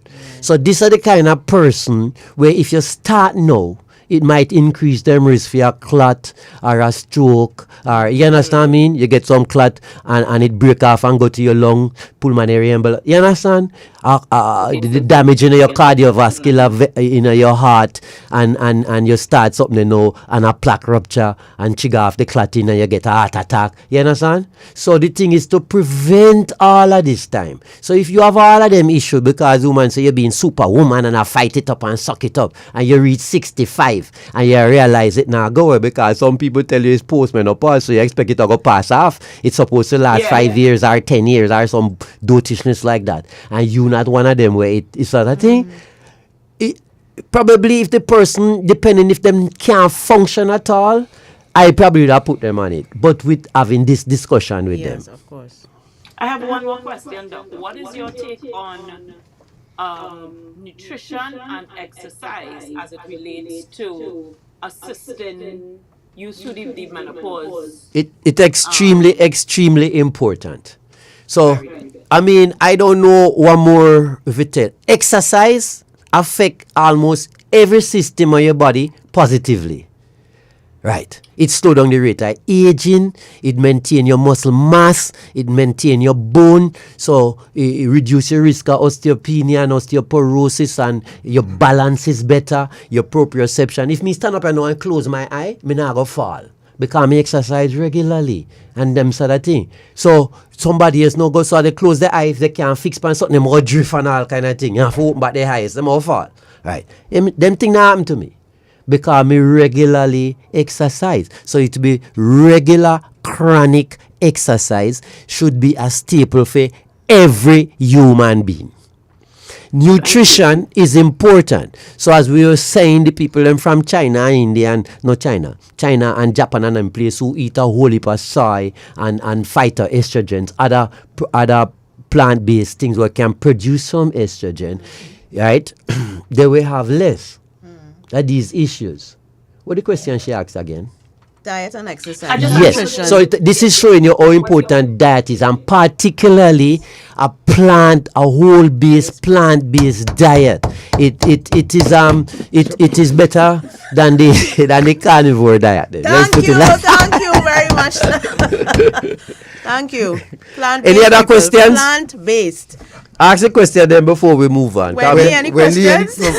Wendy been sitting there patiently listening and we have 3 more page of notes I want to read, at the time I run out. Natasha, I'm just going to go ahead and ask one of the questions that one of our teammates had asked about what is a realistic percentage of women, of menopausal women who haven't had a period in years, get pregnant by natural means. Well, you might not have a period because of multitude of reasons, not menopause, right?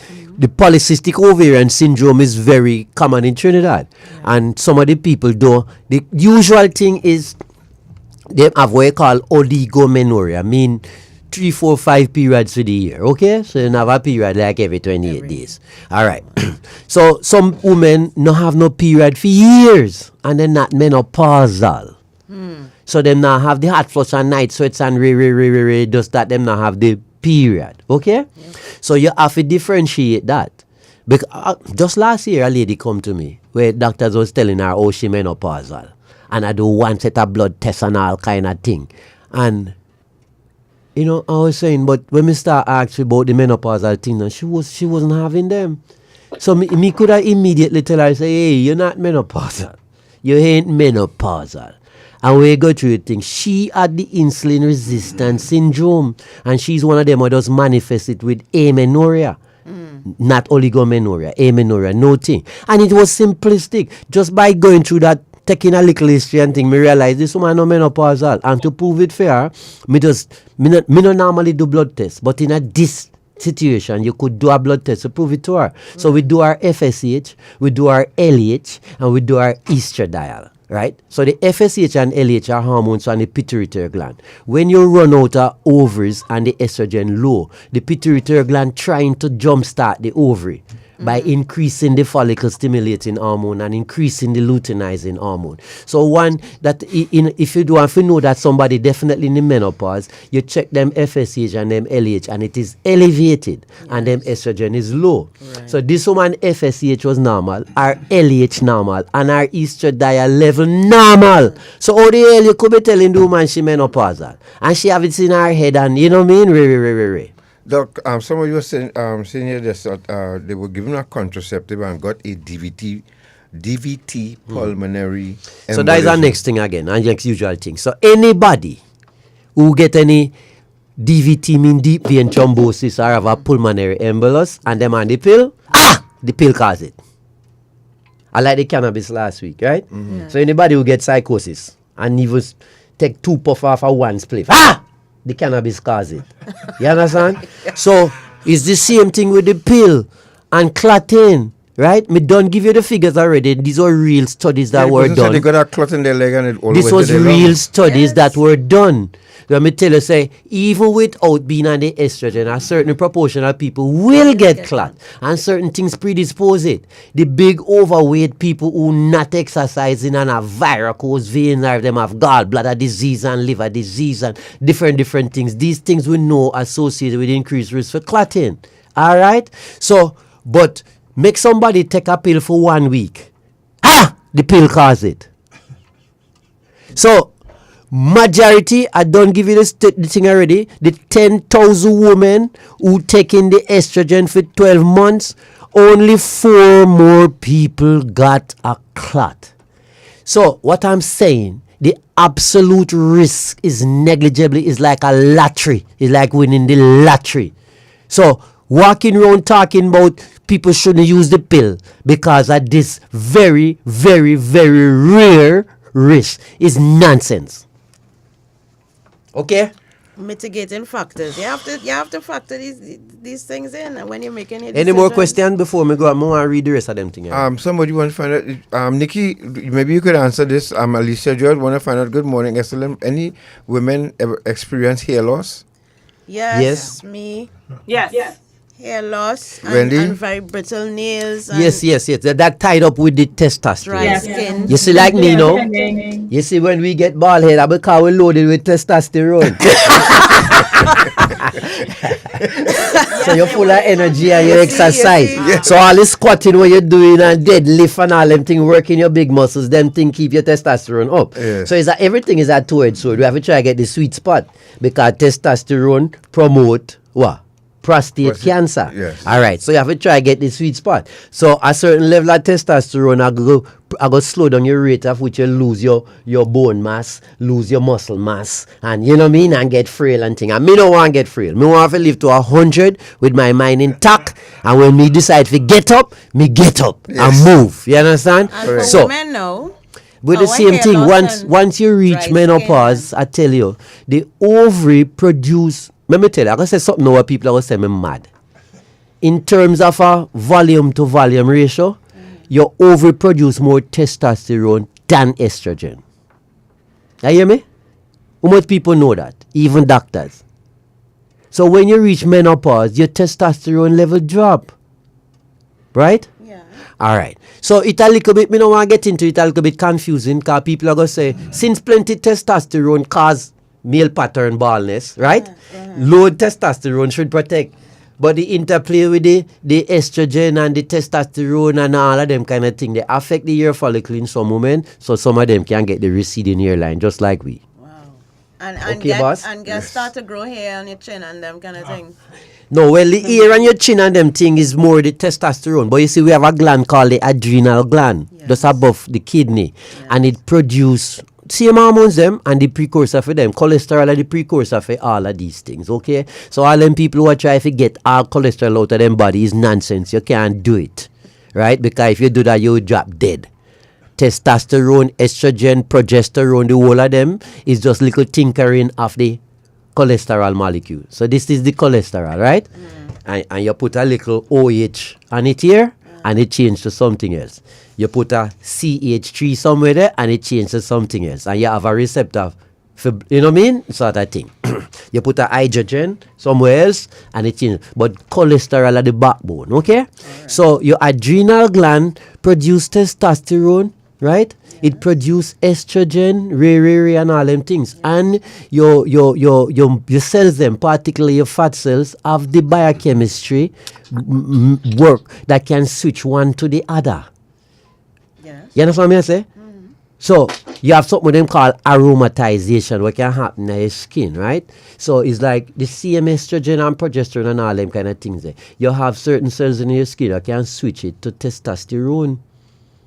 Convert the estrogen to testosterone, or the progesterone to testosterone. And in people who have this significantly, they can want to start farm mustache and beard and all them kind of thing. This happened to an extent with the polycystic ovary syndrome. Yes. Cool?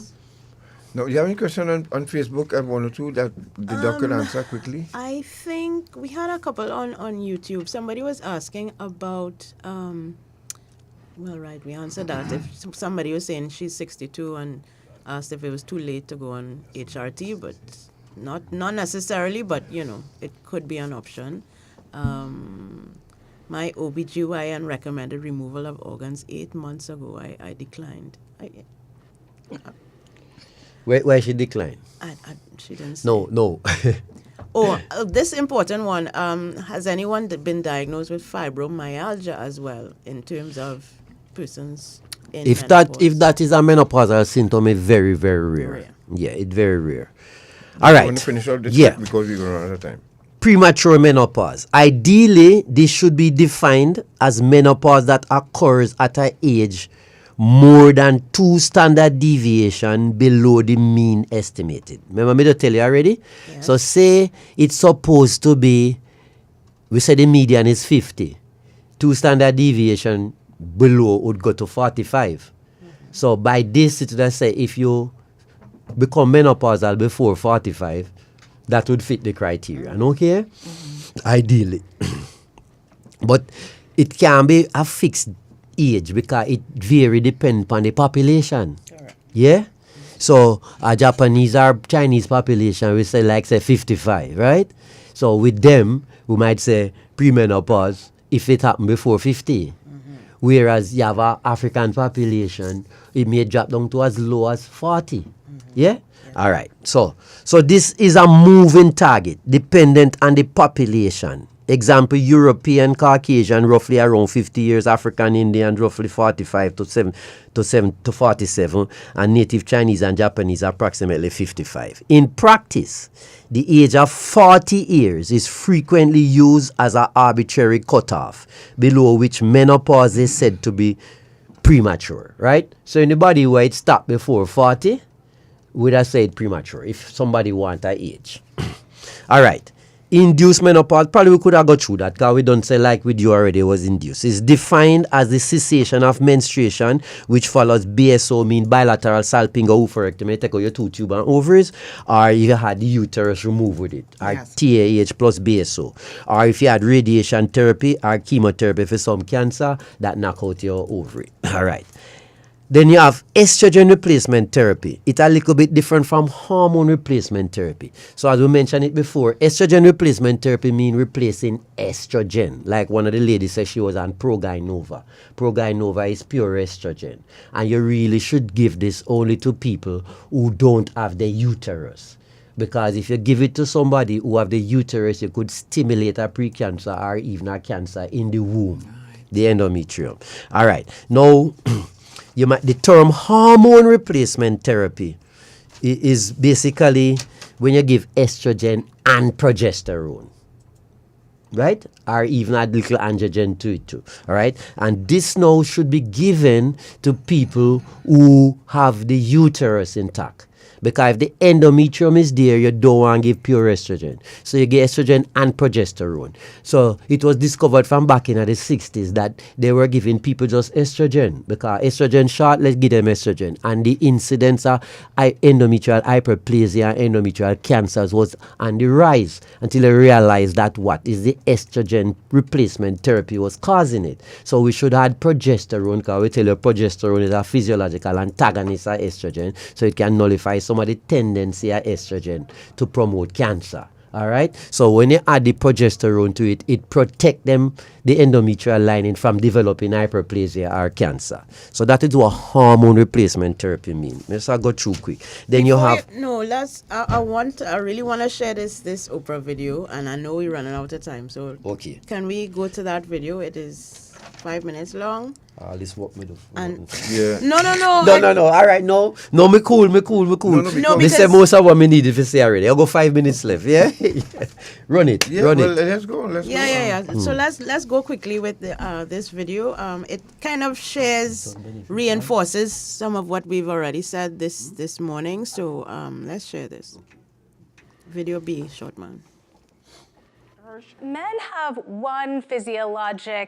one reproductive thing they have to go through, which is puberty, and then check, they're just done. Mm-hmm. But as women, we have so many more reproductive stages to go through, all of which are still very much a mystery. So we first, two universal truths exist. We go through puberty and we go through menopause. Every woman on the planet, those are two universal truths. And sandwiched in between there is getting your first period and then becoming sexually active. Since we can get pregnant, we have to think about how not to get pregnant. And then later on, how to get pregnant.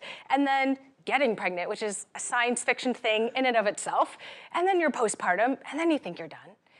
And then you have perimenopause and menopause, and all because we make three little hormones, estrogen, progesterone, and testosterone, that on any given day are going up and down, really volatile, and then crash and burn, for lack of better words, in menopause, whereas men get to sit back and have steady sex hormones every day of their lives, right? And so when we are in medical training, the default physiology is male. That is the default physiology. So even if we're learning about sleep patterns, hypertension, dyslipidemia, weight gain, mood disruptions, we're learning on the default, which is male. It wasn't until the early 1990s that the NIH declared that 50% of women should be in clinical trials. So much of what we know is based on male physiology. And that biases has become so deeply ingrained that guidelines, protocols, treatment decisions are now biased and will be for generations to come until we figure this out. Wow. Yes, you know, this is something that should seem, you know, when you think about it, you say, duh. But the fact that there is a connection between your hormones and your hormonal state and what your state of mind is in, you know, that's going on in your brain. Now, every woman understands you feel different when you have PMS. You feel different the week before your period than you feel the week after. You feel different during pregnancy. You feel different postpartum. These are times when there is a lot of hormonal tumult going on. It's up, it's down. Perimenopause is also one of those times where there is great hormonal upheaval. And it changes our brains. It changes how we think or don't think. It changes, you know, anxiety, depression, all these come up because it is a very tight connection between where we are hormonally and what's going on in our head. And I think women don't really realize that those things are going on, and it happens usually at, as I tell people all the time, menopause and perimenopause happens at a really bad time in our lives. Because there's a lot going on. The most inconvenient time. Yes, it just couldn't be worse. And so all of these feelings and not really realizing that this might have something to do with your hormones is something that women should consider. And the Maria knows this, Dr. Lisa Mosconi, who is a neuroscientist who is really looking at the female brain during perimenopause. And it's amazing that there have been no real full-scale studies about what happens to the female brain during the time that we start to get these symptoms. And she actually took images because she says, okay, here's your brain in perimenopause, and they look different. Not only is the structure of your brain changing, but the metabolic activity in your brain is changing. Right. And it's bright, and when you're premenopausal, and it just kind of goes dim for a bit. It shrinks. And the activity, the metabolic activity. And that registers, you know, that comes up in how you interact with the world, how you feel about yourself. And so that's why I said we have got to get a handle on that. Yeah. And to say, you know, you can't say, oh, honey, it's all in your head. Everything is in your head, you know? So yes, that should never be dismissed for that because that's how you feel. And furthermore, we should really be investigating a little bit more about what are the treatments that are effective. Is it hormones? Why hasn't that study been done? Do it differently. I would do it differently. For far too long, it's been a harmful stereotype that women going through menopause go crazy, or people say flip comments like, she's just acting menopausal. So let's bring in Dr. Judith Joseph, a board-certified psychiatrist and chair of Women in Medicine at Columbia University. Dr. Joseph, how does going through menopause impact mental health and our sense of self-worth? Oprah, there's so much shame around this topic that people don't talk about it. So we have to address the stigma and get rid of the myths. Menopause is not a mental health issue, but it mimics it. So some of the symptoms in depression or anxiety, like poor sleep, poor concentration, moodiness, irritability, anxiety, they mimic depression. Now there are 3 differences that I tell the women that I treat to look for. With menopause, you're gonna have these physical changes that Dr. Malone talked about. You may have hot flashes or not, palpitations. You won't see that in major depressive disorder. You're not gonna see the physical changes. In menopause, you will see changes with your period. That's not a symptom of major depressive disorder. We know that. And lastly, people with a family history of depression or they've had previous depressions, they're more likely to have a depressive episode in midlife. So if you're having your first depression in midlife, your doctor should be thinking, is this menopause or is this major depressive disorder? Because your risk factors are not there. So before they write the script, they need to think about menopause. Yeah. Wow. Right, that's... May I listen to Oprah? You said Oprah supposed to say... Yeah, and she did say that in earlier. This is a mashup of a few clips. It was about 45 minutes. Yeah. No, but that was quite good. And you know what thing me come here to talk about and we not touch? I know. No, we have to do this again. No, but this we will do this again. This is the start of the junior. Because no, but plenty of what me have left for me not touch are probably more for medical fraternity rather than just John public. Fair enough. So you see, I was like talking about the different types of estrogen. Most people don't understand them thing. What is conjugated estrogen? You know, So we go back to what them is Premarin and the Mears urine and all them things and the and synthetic estrogen and blah blah blah. So all right, cool. Let's get our Wendy? closing comments. Yes, from Wendy, our let's hear guests. from you. Wendy. And then we'll have Dr. Pottinger back again, and because I know you all want to continue this, at least do 2 more programs with this. And Doc has a wealth of information that he will save and share with all of us. So, Wendy, let's hear from you. Your closing comments, please. So for me, I just want to say I hope we get to continue the conversation. I just be kind to yourselves, keep the listeners, keep trudging along on your journey, get medical help where you can, and just keep trying to help yourself feel better. We'll continue to have our Facebook postings and get as much medical support on the back end and with articles and things like that as we're able to. Thank you. Nicola? Hi, yes. For me, I asked Dr. Pottinger about his views on the importance of diet and exercise, and that was just so. It's something that I advocate, and I keep telling my clients, my friends, my family all the time how important it is.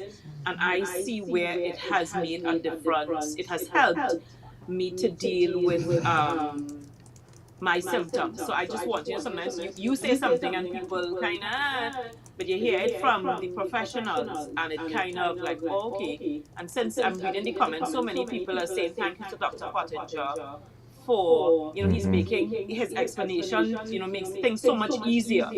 So I just wanted to say, yes, keep your health, your diet and exercise at the top of your list in trying to manage this menopause, and I look forward to another day when we can, meet again and have these discussions. Gillian? Okay. Thanks, doctor. I finally see the light at the end of the tunnel. I'm going to get my life back. All right? And I realize that I'm not dying. Thank you so much for your contribution. Okay, thanks. All right, Doc. You want me to say something more? We have 1 minute because you see Janelle Wilson standing right by the door. All the women who enter the menopause or the perimenopause, especially those who have symptoms, should go to a doctor who knowledgeable and sympathetic about the use of hormone replacement therapy and estrogen replacement therapy. All right. Thank you very much, folks. This has been a wonderful discussion as usual. Yes. And Doc, if you can facilitate, I know you're busy man, but we have a lot of comments on Facebook especially, that maybe you could give a few answers to the people who still asking some questions. And those of you who just joined I us doubt it, God, because I have a whole heap of things to do. I have to go visit somebody at Port of Spain General now. I want to catch somebody character games and not today. I mean, when you have not today. I mean, when you have the time, you could answer some questions. I'm a dinosaur with this Facebook thing, but we will try. Right. Okay. So, Gillian, Nicola, Wendy, thank you all so much. Thank you. And again, happy Easter. And thanks, ladies. And you all have a Facebook page, if to those listening. Yes, I shared it on the Facebook chat, on the chat in the on the live, so you can join Women Warriors and Menopause on Facebook. It's a public group, so you're free to join us for the conversation and there. post your questions there as well. Yes. All right. So, thank you. Thank you. And up the Arsenal 2, Liverpool 0 currently. All right. So, bye. Bye-bye. Take care. Happy Easter to all of you. Coming up next with Janelle Wilson. Thank you, folks. Have a good day.